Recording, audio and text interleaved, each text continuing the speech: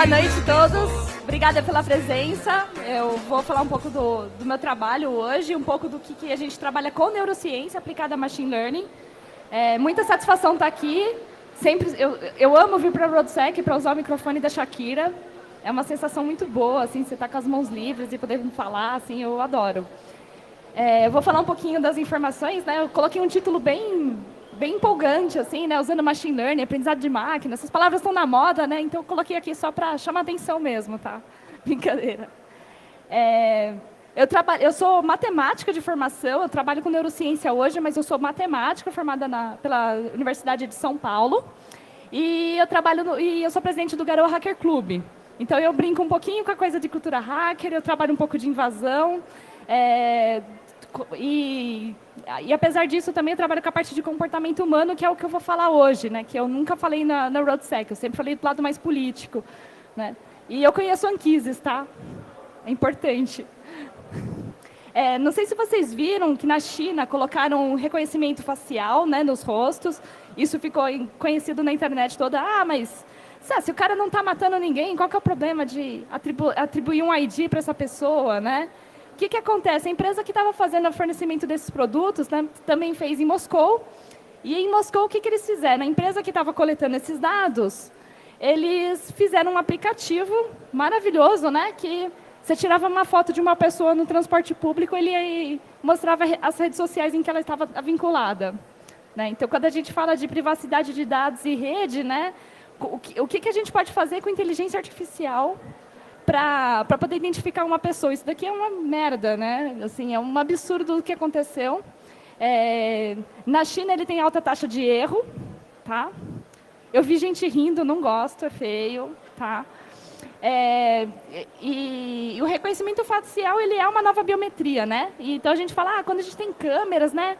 Que informações, além do reconhecimento facial, a gente tem? Eu vou mostrar um pouco mais de vocês do ponto de vista de neurociência, o que a gente tem desses dados e como que eles são manipulados a partir desses bancos de dados treinados, tá? Lá na China, teve o caso do falso positivo, né? Que uma mega presidente de uma grande companhia na China, ela foi multada por atravessar na rua fora da faixa, num lugar, sendo que, na verdade, era uma foto num ônibus que passou na avenida, que a câmera reconheceu, identificou e classificou ela como teve infringindo uma lei. Então, assim, a gente fica meio assustado, né, com esse tipo de... Como que essas informações estão sendo processadas, o que acontece com os falsos positivos, com a gente dependendo da informação, aumentando o uso dessas ferramentas e tendo poucas tratativas a respeito do que deve ser feito com esses dados, né? Então, é importante a gente sempre conseguir entender o que os algoritmos estão fazendo, o que a modelagem matemática faz, quais são os avanços que tem e quais são os casos em que isso dá um problema, né? Quem trabalha com machine learning e ciência de dados sabe exatamente quando a gente tem um problema de sobreajuste de dados, a gente tem um modelo perfeito para os dados que a gente quer, e aí, de repente, você vai prever um outro dado, ele prevê uma coisa muito maluca, assim, e você, o que é isso daqui, né? Você precisa saber entender o que é um falso positivo, o que é um falso negativo, né? Isso é extremamente importante para todo mundo que está trabalhando com programação. Outras informações que são colocadas. Análise de sentimentos através de rostos. Então, ele vai pegar um banco de dados de várias expressões faciais, movimentação de musculatura, ele cria esse banco e vai treinando algoritmos, e a partir desses algoritmos você consegue identificar sentimento de felicidade, de satisfação, excitação, de tudo quanto é tipo de coisa você consegue detectar nas pessoas, né? Junta isso com geolocalização, o que a gente está? A gente está ferrado, né?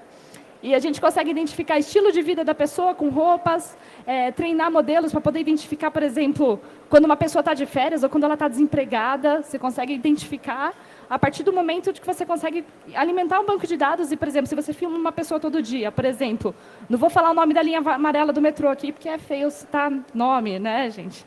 Mas quando eles estavam captando dados de todo mundo, diariamente, né, de expressão facial, qual a emoção que a pessoa estava sentindo, o que ela veste, como que ela está, você consegue identificar muitas informações só com uma câmera. Então, não é só identificar se a pessoa está fazendo uma coisa errada ou não, se o cara roubou alguém e pegou o metrô. Não é só isso que você está avaliando. Você está avaliando muitas outras informações mais sensíveis que, em outras mãos, elas podem ser muito prejudiciais para as pessoas, né? Do ponto de vista de neurociência, o que a gente já é capaz de fazer com modelagem matemática? E é isso que eu vou trazer para vocês, só para vocês sentirem um pouco do medo, né, do que está por vir e E eu vou falar um pouco do que eu estou fazendo também, mas não tenho medo porque eu sou boazinha, tá? Tudo bem? O processamento de sinais, a gente tem várias informações de processamento de sinais neurais, a gente trabalha com ressonância magnética, espectroscopia de infravermelho, tensão, análise de sentimento, temperatura das pessoas, e todas essas informações são combinadas para conseguir identificar informações cada vez mais apuradas a respeito das pessoas. E a gente tem resultados cada vez mais assustadores. O eye tracker, que daqui a pouco a gente já vai ter nos nossos celulares para poder identificar e uso de navegação a partir do movimento do olho, o que ele vai fazer? Ele vai ter momentos de dilatação da pupila, sacada e piscada. Então, por exemplo, o eye tracker, quando ele vai captar a informação do olho das pessoas, ele não só vai identificar para onde a pessoa está olhando ou o que ela está olhando. Ele vai analisar o nível de atenção da pessoa. Quando a gente está concentrado, o olho, a pupila dá umas mexidinhas, né? Não sei se vocês sabem, né? Em alguns casos clínicos, essa mexida é muito mais evidente. Ou seja, a gente também consegue identificar com o eye tracker diagnósticos clínicos dessas pessoas. E essa mexidinha no olho, você consegue identificar o tanto de concentração que uma pessoa está numa atividade, qual é o nível de engajamento, qual é o nível de envolvimento. Com modelos de machine learning de classificação, a gente consegue identificar e melhor se a pessoa está prestando atenção, se ela está concentrada, se ela não está, ou então comparar com grupos clínicos, né? Então, a gente trabalha bastante com essas informações para poder ver essa microdilatação da pupila, para poder ver o envolvimento das pessoas em tarefas. Tá? É utilizado em clínica, é utilizado em policial, né? Eu acho que vocês já viram falar de polígrafo, né? É bem interessante. O eye tracker combinado com polígrafo, combinado com o EEG, ele tem uma ferramenta muito poderosa. Eu acho que a gente tem que trazer um dia para um evento desse para a gente brincar. É utilizado em pesquisas também para poder identificar. Aqui eu consigo mostrar para vocês o movimento, né? Quando eu tenho um estímulo cognitivo, como que funciona a pupila da pessoa enquanto ela está pensando numa conta, né? Esse aqui é um sinal que eu mesma processei, depois eu mostro o meu site para vocês. E ele mostra exatamente quando que você tem um envolvimento numa tarefa, quando a pessoa está pensando. Dá até para você verificar quanto tempo demora para a pessoa começar a pensar no problema que você deu para ela. Né? Olha que medonho isso, né? E para marketing também. Não vou falar quem fiz, também pesquisas com eye tracking em marketing, né, por questões de ética, né. O uso de eye tracker, você consegue identificar prateleira de lojas e marcas de produtos. Isso aqui é uma propaganda americana, né. Eu tenho essas duas propagandas, não sei se vocês conseguem ver. Alguém consegue me dizer qual propaganda é melhor? Quem acha que a 1 é melhor? Quem acha que a propaganda 2 é melhor? Mais agradável aos olhos, de fato, é a propaganda 2. Mas se vocês fossem os publicitários desse produto, qual propaganda vocês aprovariam? A 1 ou a 2? 1? Quem aprovaria a 1? Quem aprovaria a 2? Mais pessoas aprovariam a 2. Só que o que acontece?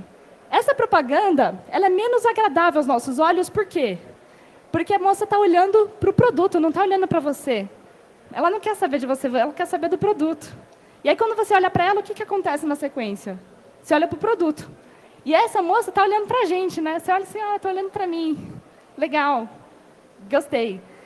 E aí, na prática, quando você vai avaliar a propaganda, né, você empilhando os dados, né, vou dizer que eu estou empilhando os dados, estou combinando as análises de dados de todas as pessoas que olharam a propaganda, por quanto tempo elas olharam, eu consigo detectar para onde elas estavam olhando. Então, aqui no resultado do eye tracker, ele está vendo os dados de várias pessoas, tá? E eu consigo ver que a pessoa que está olhando para a propaganda, o que acontece com todo mundo que viu essa propaganda? Nessa propaganda, as pessoas olham para o logo do produto e olham para a informação. Então, essa propaganda ela tem uma eficiência muito maior. Então, você consegue implementar algoritmos para analisar como que as pessoas olham para produtos. Então, a gente tem que tomar muito cuidado sobre como que a gente coleta essa informação e como que a gente manuseia esses dados, né? E na propaganda que ela está olhando para mim, as pessoas se dispersam na imagem. Então, elas leem a minha mensagem, mas não tem um ponto exatamente onde elas focam a atenção dela. Né? Essa propaganda aqui é para identificar como que homens e mulheres olham para uma mesma imagem. Então, o grupo de homens que analisou a imagem, eles olham mais no rosto da moça. E no grupo de mulheres, Elas olham mais no corpo, olham um pouco mais no corpo e olham detalhes da imagem e leem as mensagens. Então, a gente vê que tem uma nuvem aqui, vocês, não sei se dá para ver por causa do púlpito. Tem um vermelho a mais na mensagem que está escrita e as mulheres, elas leem mais. É nesse estudo, tá, gente? Não estou dizendo que mulher lê mais, tá? A gente sabe que é verdade, mas eu não estou afirmando isso, tá? Essa aqui é uma propaganda de uma prateleira, né? Para ver onde que um supermercado consegue identificar onde as pessoas leem ao olhar. Então, eles colocaram diversas câmeras e com um eye tracker, com câmeras pequenas que captam bem a direção dos olhos, conseguem identificar para onde as pessoas olham para a prateleira, se é para um determinado produto, se é para localização, se é mais para o que está no centro, se é para o produto que está embaixo, se as pessoas estão procurando promoções. Eles conseguem detectar. Isso só com pupilometria, só com a direção do olho, só com a atenção delas, tá? Vou mostrar outros mecanismos que a gente tem. O reconhecimento de emoção também, ele é bem evidente, né? E esses algoritmos, eles são todos treinados com modelagem de dados, então te envolve tanto a parte de classificação, para poder identificar todo o movimento de musculatura, e o comportamento de retração de músculos, para poder classificar em alguma das categorias de como que está a felicidade da pessoa, se ela tá feliz, né, que é essa onda rosa, se ela está happy, né, se ela está brava, não tem nenhum indício de que ela está brava aqui no sinal, né, e ele consegue identificar qual é a probabilidade do estado emocional dela a partir da expressão facial.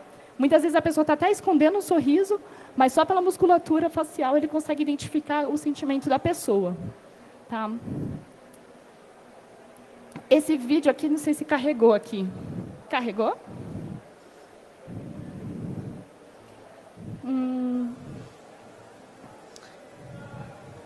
Ele tem 5 segundos de duração. Ah, agora apareceu. Pode dar o play.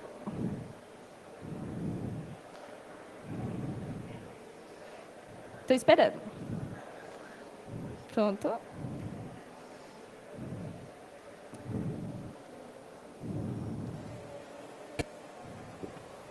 O microfone aqui para minha respiração não parecer que eu sou o Darth Vader, tá?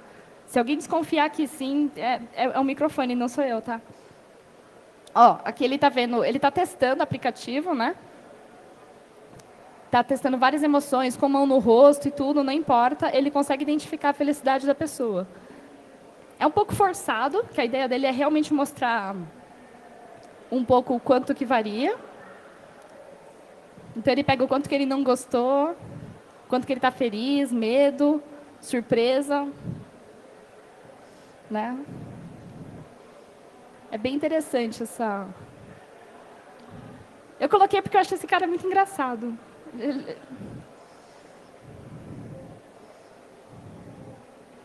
E pode passar para o próximo slide, por favor.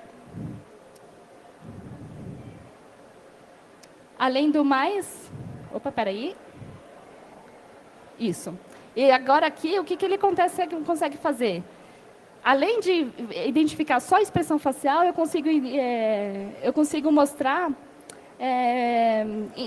a pessoa trabalhando, como que ela está no trabalho dela, o quão envolvida ela está com o próprio trabalho. Olha que interessante para o empregador aqui, né? Se tiver alguém querendo saber como que os funcionários trabalham, né? Fala comigo do... Mentira, gente, pelo amor de Deus. Aqui ele está mostrando o eye tracker, né? Ele pega os dados de para onde... Não sei se vocês olham umas cruzinhas.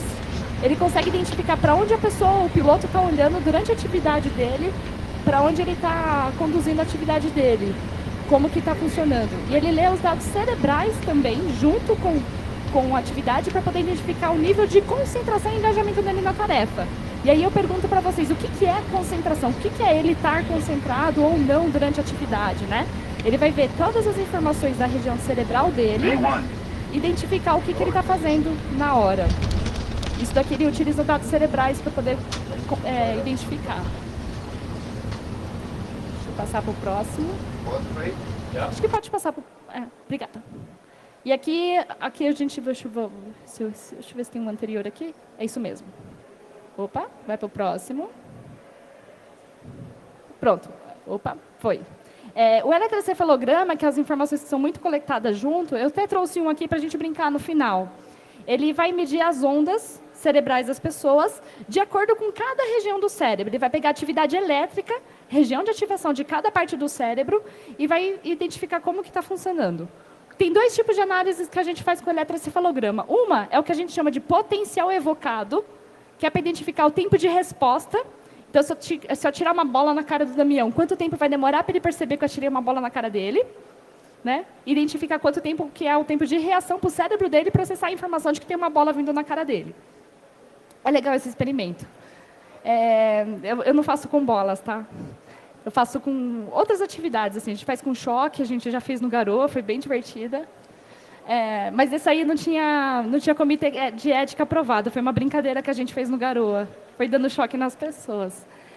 O potencial evocado, ele identifica processamento de linguagem, reação motora, olhar. Ele pega todas as informações que a gente consegue identificar em diferentes áreas e consegue identificar nessa curva, né, como que o cérebro reagiu a cada estímulo. E qual é a amplitude do sinal, então, se ele respondeu bastante ao estímulo de linguagem ou não.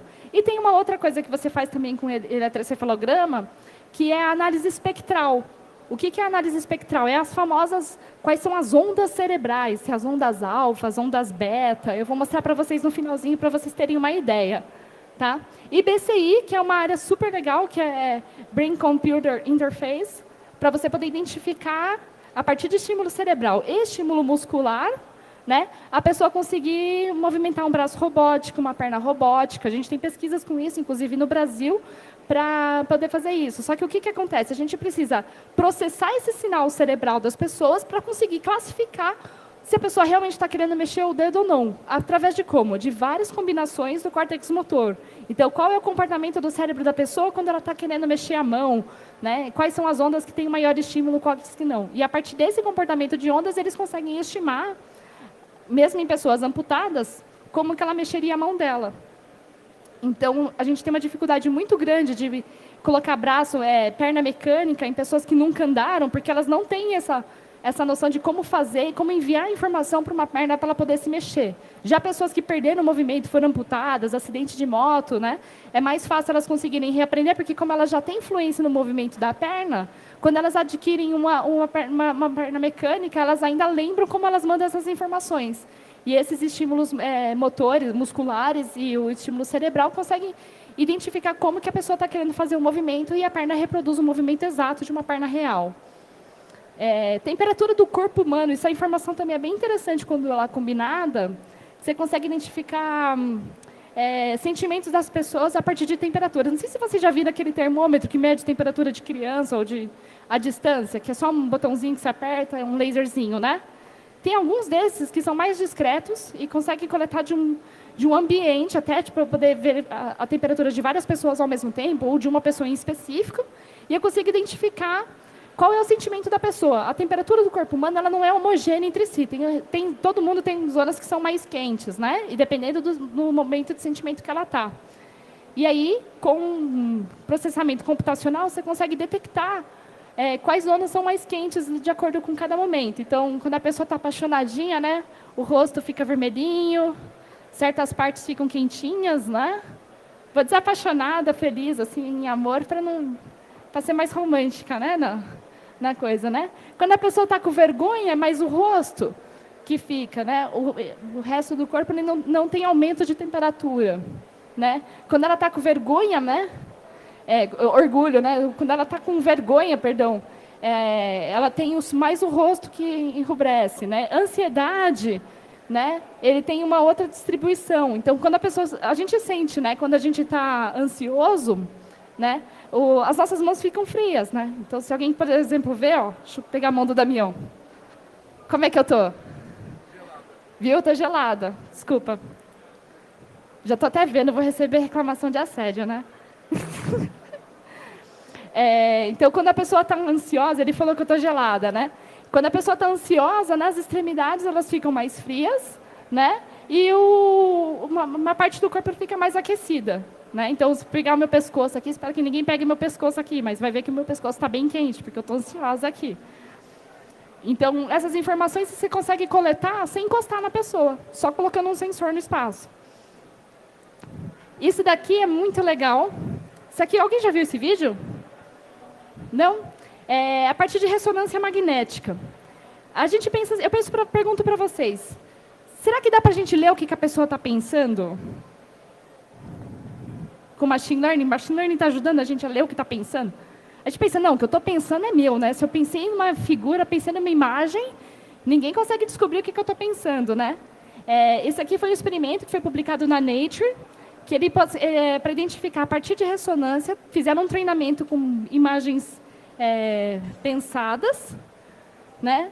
E deram várias imagens para as pessoas refletirem e pensarem um pouco em cima delas, né?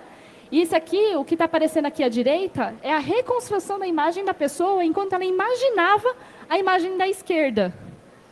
Então, é uma coisa meio medonha, né? Que você pensa assim, não, mas o meu pensamento, como assim? Uma máquina de ressonância conseguiu identificar e o modelo matemático conseguiu se aproximar do que eu estou imaginando, né?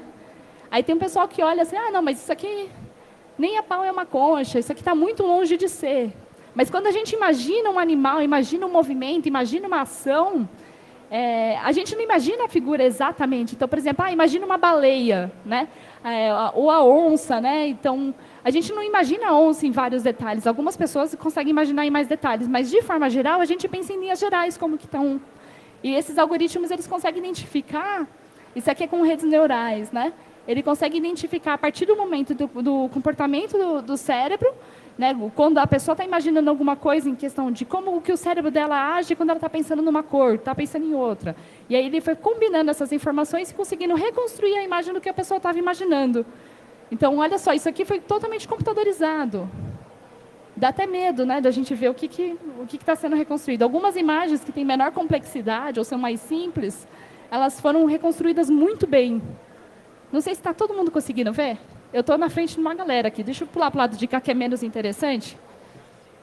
Agora é mais interessante, né? Tem cerveja. Isso aqui eu nem sei o que é, mas aí quando nem sabe o que é, o negócio fica esquisito, né? Conforme a informação, a imagem, ela tem mais elementos, a combinação, né, de todas as imagens imaginadas pelas pessoas, ela ganha mais complexidade também, né? Mas olha o barco como é que ficou.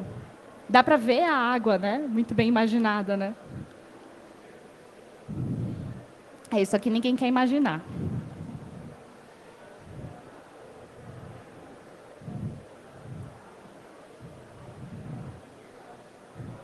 Essa aqui eu não entendi muito bem o que aconteceu. Deixa eu passar para a próxima agora também, isso aqui é só para vocês levarem um susto que uma máquina de ressonância consegue ler o pensamento de vocês a partir de machine learning. Então, se vocês tiverem pessoas que estão trabalhando com ressonância, matemáticos, cientistas da computação, sai de perto, cara, porque o resultado é medonho, tá? Essa é a mensagem que eu quero passar com isso. Pode dar ESC para... Ah, perfeito. Agora eu vou falar um pouquinho do pedacinho do meu trabalho para vocês, tá? Eu vou falar um pouquinho do que eu estou fazendo em vista de todas essas coisas de machine learning, né? Eu mostrei um monte de coisas incríveis, aí eu vou mostrar meu trabalho e vocês vão dizer, pô, é isso que você faz, né? Pô, você nem lê o cérebro direito das pessoas, né? Mas eu vou falar um pouquinho por cima do que a gente está desenvolvendo. Não sei eu sei que tem algumas pessoas da Federal da ABC aqui, tem 2 aqui. Tem mais alguém da Federal da ABC? Eu estou praticamente na Neuro, né, lá, e eu trabalho com o professor João Sato, e estou trabalhando com machine learning aplicado a dados neurais, né? Esse aqui é um primeiro resultado que eu tive. Você pode clicar nesse link, por favor? Isso daqui, pode clicar na imagem mesmo, eu criei o hiperlink nela. Pode clicar, tanto faz, é uma imagem isso.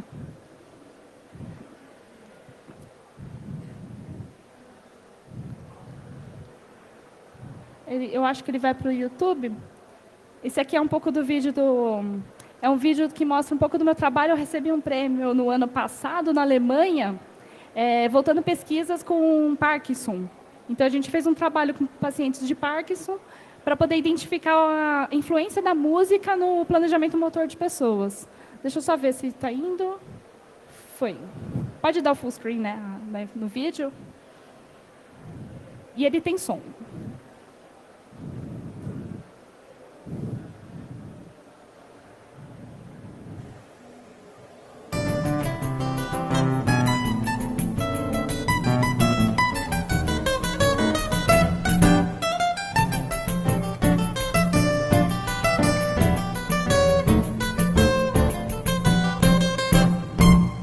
Essa foi a coleta que nós fizemos. fizemos com dados do córtex motor das pessoas. A gente pegou só um exemplo de um funcionário, de um senhor que tinha um implante. E a gente estava discutindo qual técnica que a gente ia usar. Utilizamos espectroscopia de infravermelho, tá? Porque como ele tinha um implante dentro da cabeça dele que ajudava ele a andar, eu não poderia utilizar ressonância, não poderia fazer raio-x e não poderia fazer nada que tivesse estímulo motor muscular por conta disso. Então a gente usou FNIRS, que são LEDs no cérebro, uma touca na cabeça dele, para poder coletar os dados do cérebro dele e comparar a diferença de estímulos musicais nele enquanto ele fazia a tarefa de andar. Esse trabalho recebeu o prêmio de 3º lugar num concurso de espectroscopia de infravermelho que teve. E aí nós ficamos em 3º lugar. Vocês estão ouvindo uma música chata pra cacete agora. Ela é atonal, ela não segue a mesma escala de oitavas, ela tem uma série de propriedades que se tornam irritantes, tá? Tem uns 20 segundos só dela, tá? Só pra... E aqui é a música favorita dele, que ele mais gostava.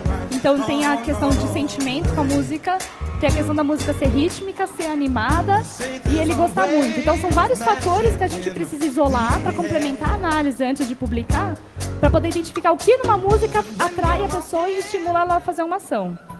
Tá? Coloquei 20 segundos de cada música, só para vocês terem uma ideia qual foi o experimento, né, de cada um deles. Né? E aqui eu tenho o cérebro deles, ó. Aqui eu consigo mostrar... Esse azul quer dizer que eu tenho uma baixa ativação, né? Com essa baixa ativação motora, cada região dessas é o resultado de um teste aplicado no tempo para poder identificar o nível de ativação da pessoa. Isso aqui a gente utiliza método computacional para isso. E a gente vê que ele está andando bem devagarinho aqui, né? Com a música que é chata pra cacete. Já na música que é bacana, né? Vocês viram que ela estava bem mais vermelhinha, mostrando o quê? Maior ativação neuronal durante a ativação. Tanto que ele fez o percurso inteiro em 53 segundos. E aqui, ele está terminando ainda.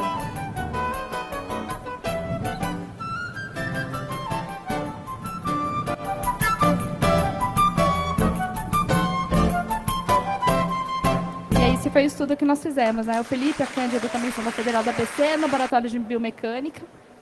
Pode ir para o próximo? Pode ir para o próximo slide, por favor.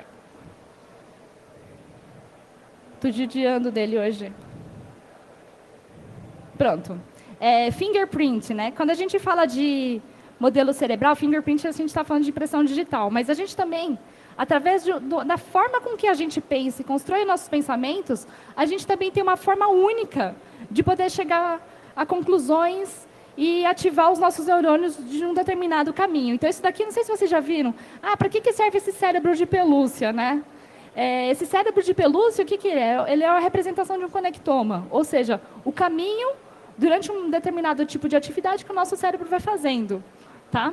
E aí ele vai mostrar o caminho que isso faz. E a partir do momento da nossa forma de pensar, a gente consegue, através de atividades de ressonância funcional, conseguir identificar como que a pessoa está pensando. Tá, legal. E aí, o que eu posso fazer? Eu fiz um trabalho aqui, isso aqui é código só show off mesmo, só para dizer, gente, eu programo, tá? Então, por favor, façam né? Eu programo, tá? É um código que eu fiz em R, tá? Isso aqui foi parte de uma aula que a gente baixou um banco de dados de ressonância funcional de chineses, né? Um banco da China. Eu vou mandar até no final até mandar o link para quem quiser acessar. Você consegue acessar um banco de dados de ressonância magnética de milhares, de acho que 1.091 pessoas.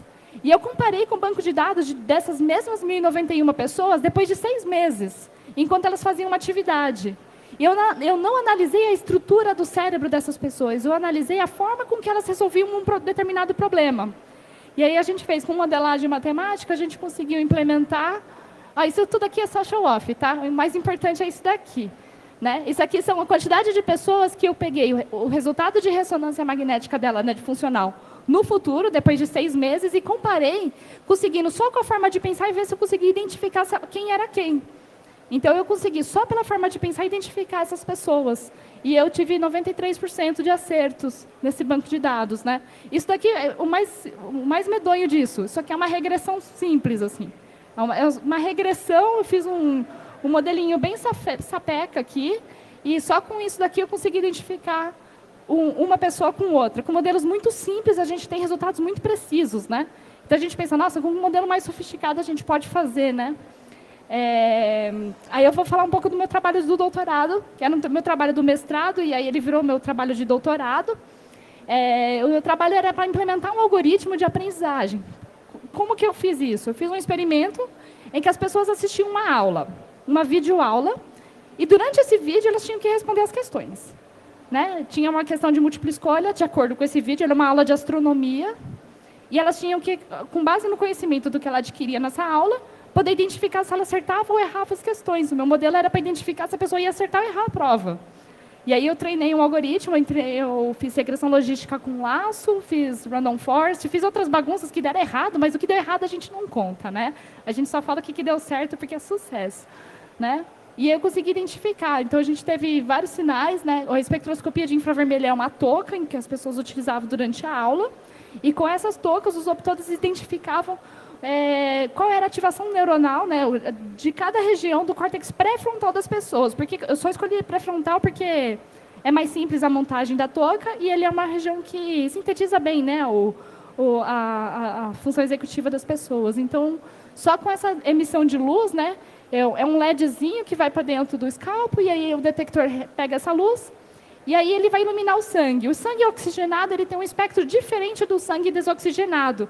E essa diferença, né, dessa variação sanguínea, né, essa variação, é o que vai me identificar se a pessoa está fritando o oxigênio do sangue, né, está usando o cérebro naquela região ou não. Né? Quer dizer, o cérebro está em funcionamento o tempo inteiro, mas quais regiões estão mais ativadas ou não durante o processo cognitivo, né? Então, com isso daqui, a gente conseguiu coletar todas as regiões e identificar quais dessas regiões melhor predizem os acertos e erros, e isso eu consigo predizer. Então, a ideia era prever que nota que a pessoa ia tirar no teste sem a pessoa fazer o teste, só com base no sinal coletado dela assistindo a aula. Então, ela estava assistindo a aula, eu sabia dizer se ela estava prestando atenção ou não. Eu tive resultados bem satisfatórios. Esse aqui é o vídeo. Para quem quiser aprender astronomia, é um curso da Univesp que eu peguei, e durante todo o vídeo eu coloquei perguntas em alguns momentos. Então, as perguntas elas vinham depois do estímulo, para poder identificar se a pessoa ia acertar, prestou atenção ou não, para poder conferir o acerto ou erro das questões com o sinal na hora, né, durante a aula. E aí esse modelo funcionou. Então, a regressão logística com laço, né, ele indicou alguns canais como os mais importantes do modelo. Né, o canal 18, né, que é a região de processamento de memória de longo prazo, de memória de trabalho, né, e a questão de atenção e processamento de linguagem, elas deram os mais fortes. E o que isso significa? Significa o seguinte, gente, olha a descoberta. Se a pessoa está assistindo a aula e ela está prestando atenção, está entendendo o que o professor fala, e conseguiu memorizar o que ele falou, ele vai bem na prova. Sucesso, né, gente? Mas, assim, do ponto de vista computacional, isso não é... Você pensa, nossa, que coisa idiota, minha mãe sabe disso, né? Desde quando eu era pequena, né? Mas isso aqui é um resultado que é importante no sentido de quais regiões cerebrais são relevantes para a modelagem, né? Como que a gente vai modelar os dados a partir disso? Como que a gente vai conseguir identificar quais canais são importantes? Como que funciona a interação de uma região com outra, né? E aí, agora, com o meu doutorado, eu vou trabalhar com isso a partir de grafos preditivos. Então, eu vou coletar espectroscopia de infravermelho de duas pessoas juntas, para conseguir identificar o quanto que a forma de agir de uma pessoa influencia no comportamento da outra enquanto elas fazem uma tarefa interativa. Isso, para a educação, para todas as informações, ela ajuda muito, né? E aí, a Random Forest também, foi um outro algoritmo que implementei, que também identificou esses mesmos canais, né? O mesmo canal, né? O 18 e o 7, como super relevantes. Eles identificaram canais distintos, mas é porque cada modelo deles tem uma particularidade diferente. Quem quiser mais detalhes, quem já trabalha com data science, eu posso passar mais informações explicando por que tem alguns resultados que são diferentes, né? E aqui estão algumas informações para quem quiser tirar foto para poder acessar. Eu tenho as aplicações de reconhecimento facial, o GitHub para quem quiser fazer análise de sentimentos, redes neurais convolucionais para reconhecimento de imagem, medir empatia com a temperatura do corpo, né? Os meus códigos de processamento de sinal estão todos ali, quem quiser código também. Gente, meu código é uma porcaria, tá? Eu não comento, às vezes no espaço. Às vezes eu escrevo, assim, tem um código, um bloco meu que tá uma porcaria, aí ao invés de arrumar a porcaria, eu escrevo no comentário, tá uma porcaria. Então, assim, ele é bem didático, tá? O modelo que detecta a imagem pensada, né? O artigo dele está aqui. Então, fica à vontade para vocês poderem acessar o conteúdo depois. E, bom, eu tenho agora minutos de perguntas, né? Eu vou fazer um momento de perguntas de uma forma um pouco diferente. Eu vou fazer uma demonstração de eletroencefalograma aqui para as pessoas. Pode compartilhar a tela. Vamos ver se funciona. Repara no meu desktop, no fundo, que está cheio de coisa arada, tá? Eu preciso de um voluntário. Pode vir, pode vir. Vem os dois, aí eu vou primeiro ver se funciona, né? Espero que não gere frustração. E vocês podem ir fazendo perguntas por enquanto, que eu vou só mostrar para vocês e aos poucos eu vou mostrando a onda nisso.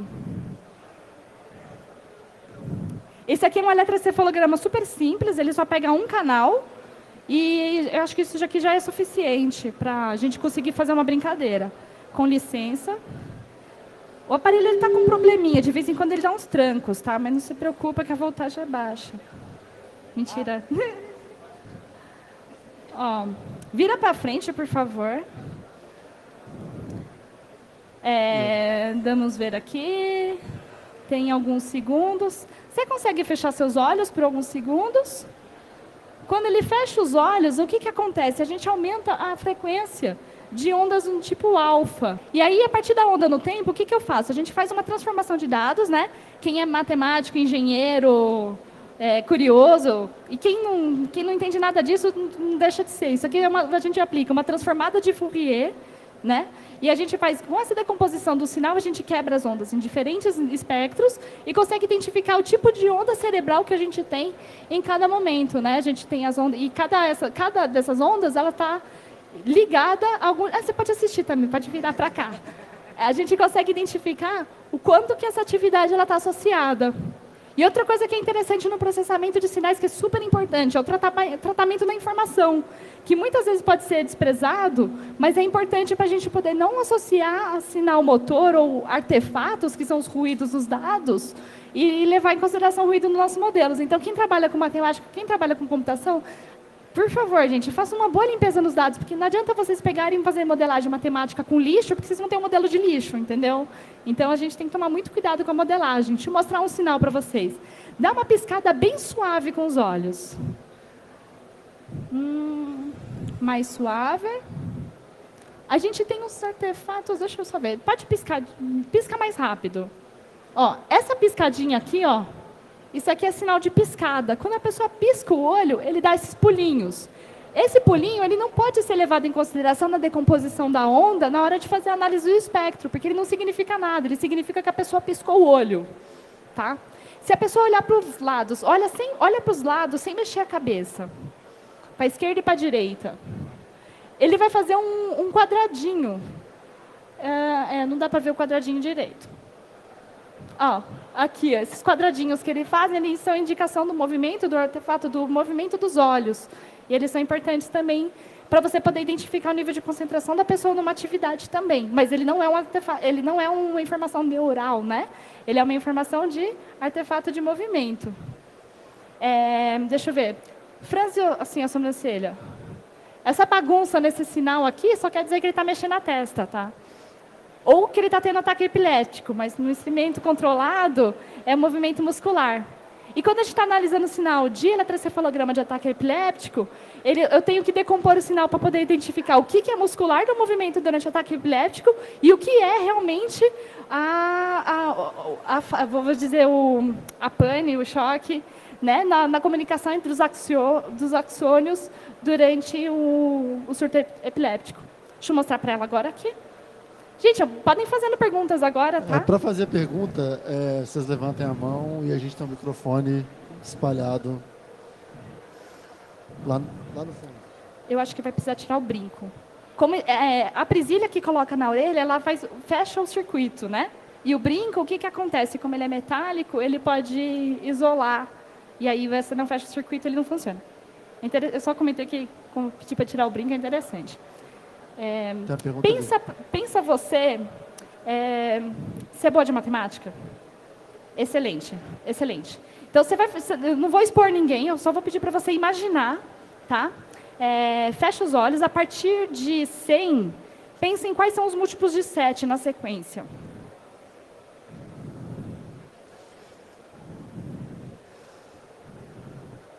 Olha só, ela tá tranquila até.